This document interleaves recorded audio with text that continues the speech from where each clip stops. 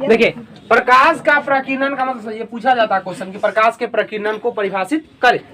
समझिए, ध्यान से समझिए। जैसे ये क्या है, अच्छा हम आपसे एक क्वेश्चन पूछेंगे, अगर सूर्य का प्रकाश ऊपर से आ रही है और आने के द्रव्यमान जो है सबसे पहले कौन गर्म होगा? जल गर्म होगा, यानी पृथ्वी पर जो जल है वो गर्म होगा, या स्थल गर्म होगा, या वायुमंडल में जो हवा है वो गर्म होगा? वो पहले। सूर्य का प्रकाश ऊपर से आ रहा है, तीनों माध्यम से गुजर रहा है, आने के समय हवा से भी गुजर रहा है, आने के बाद स्थल पर भी, और स्थल पर जो है जल उस पर भी गुजर रहा है। सबसे पहले गर्म कौन होगा? सबसे पहले क्या आएगा? स्थल गर्म होगा। स्थल गर्म होने के बाद क्या, अब मान लीजिए कि हवा गर्म रहता तो आता तो गरम ना हवा आता। आप लोग थोड़ा सोच सकते हैं, अगर हवा गर्म होता तो सीधे आता हम लोग ऊपर शरीर पर गरम हवा, तब हमर गर्म जाके पानी को गर्म करता ना तो स्थल को, ऐसा नहीं होता। वो आता है और आने के बाद सबसे पहले किसको गर्म करता है? स्थल को। स्थल गर्म होने के बाद जो है जल गर्म होता है। क्या गर्म होता है? जल। और जल गर्म होगा तो उसका भाप उड़ के जाएगा, फिर वायुमंडल गर्म हो जाएगा। समझ में ना? इतना प्रोसेस याद रखिएगा। अब यहाँ पर देखिएगा, सूर्य का प्रकाश यहाँ पर आया, सनलाइट जो है यहाँ पर देख लीजिएगा, ये सनलाइट आया और यहाँ पर मान लीजिए वायुमंडल है।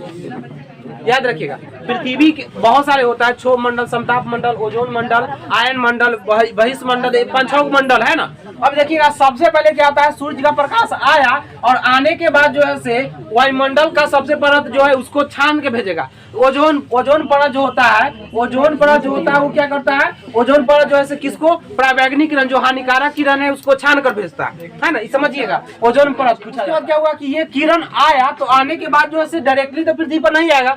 सबसे पहले क्या, किससे लड़ना पड़ेगा उसको? बहुत सारे वायुमंडल में जो कण है उससे लड़ के आना पड़ेगा इस सूर्य के प्रकाश को, आएगा ना। आपको यह जान के बहुत कथी होगा कि 1% यानी 100% में 1% ही प्रकाश पृथ्वी पर आता है। अगर पूरा प्रकाश आ जाए, चाहे 50% भी आ जाए, तो हम लोग जैसा ही प्रकाश आएगा वैसे ही हम लोग जल जाएंगे, है ना। मात्र 1% प्रकाश ही सूर्य का यहाँ पर पृथ्वी पर आता है। अब समझिए 1% कितना ही जोर हो जाता है।